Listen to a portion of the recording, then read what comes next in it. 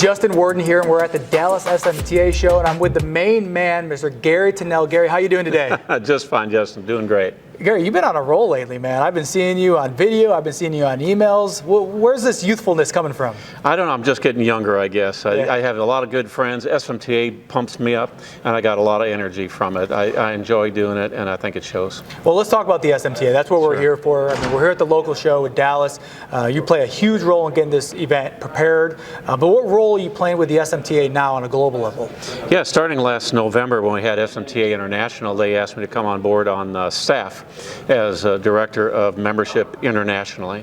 So my focus is on small companies, big companies, to bring the value of the association out to the rest of the world. Because before, a couple years ago, it was one of the best kept secrets around, and only a few people and then some of the bigger companies even knew about SMTA. Now we're growing membership from 2,300 people to 3,000 people this year, and then hopefully almost 6,000 people by the end of the year.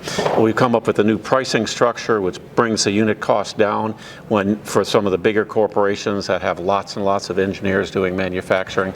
And we are a member-based association. We're primarily running from the energies of the volunteers that put all the conferences together, that do all the presentations, and we depend on the staff to help administer all this information, but the content is actually derived from all of the many volunteers, 4,000 volunteers all around the world, and out of 54 chapters all around the world. Well, one of the things that I think is so important about the SMTA is it is a global network. So when you think of these global nonprofits, these organizations that are putting on these international expos, sometimes you forget about the little guy, but that's not the case with the SMTA. You got the big companies, the Teslas, the Infineons with thousands and thousands of employees, but the way it's structured, and I'll let you kind of voice a little bit more on it, how do we help the little guy, the little mom and pop shop?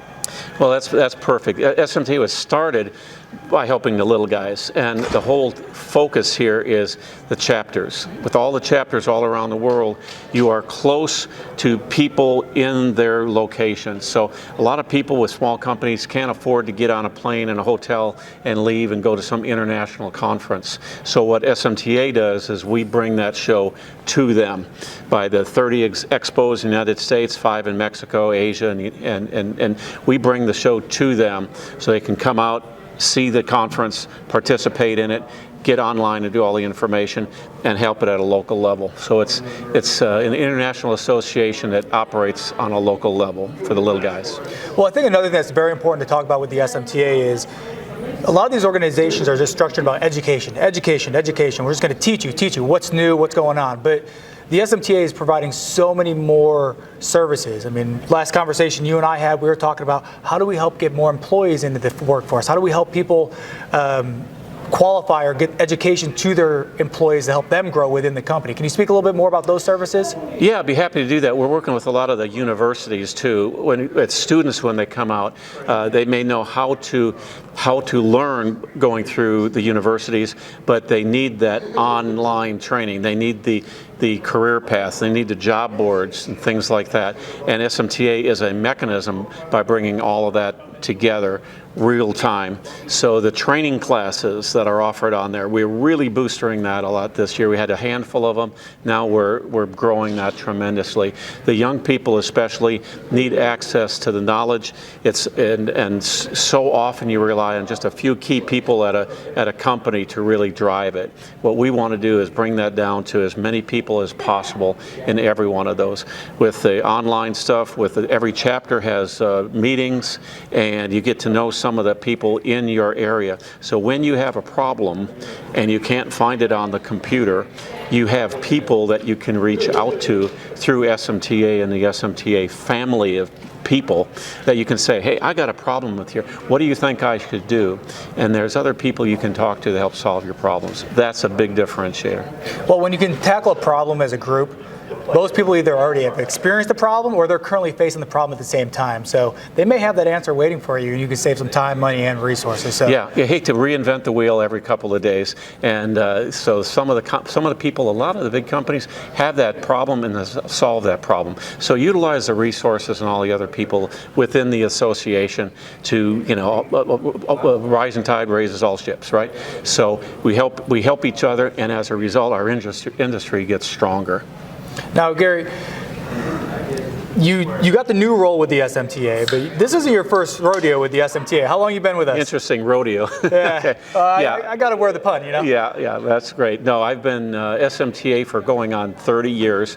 I started out as a member. Next year I was an officer. Next year I was a president. I was on the board of directors. So the thing about SMTA is you can have a leadership role very early. If you work for a big company, it may take you a long time to become a manager or a director or something like that. You can go in and become a chapter officer, very soon. It's up to you when you want to become. And you get in there with other people, been around the block a lot, and you can learn how to be a leader. That's what I found out. I was an engineer, and it says, hey, wait a minute, within a couple years I was president of the Dallas chapter, And what other engineers 2 or 3 years out of school can have that kind of experience practicing leading groups and things like that? So that's part of the education. It's not all technical on how to build circuit boards. Part of it is relationships. How do you work with people? How do you motivate people? Primarily, how do you motivate volunteers?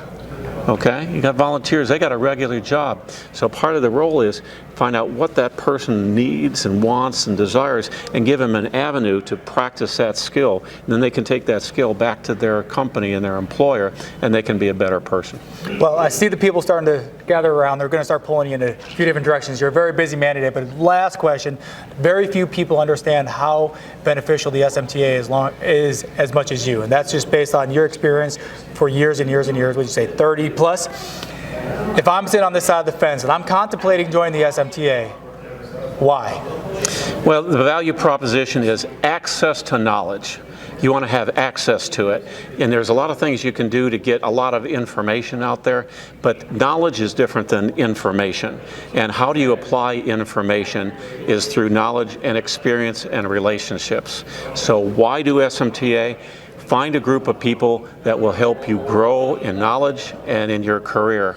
That's how it's done. All right, Gary. Appreciate all you do. Thank you so much. Thank you, Justin.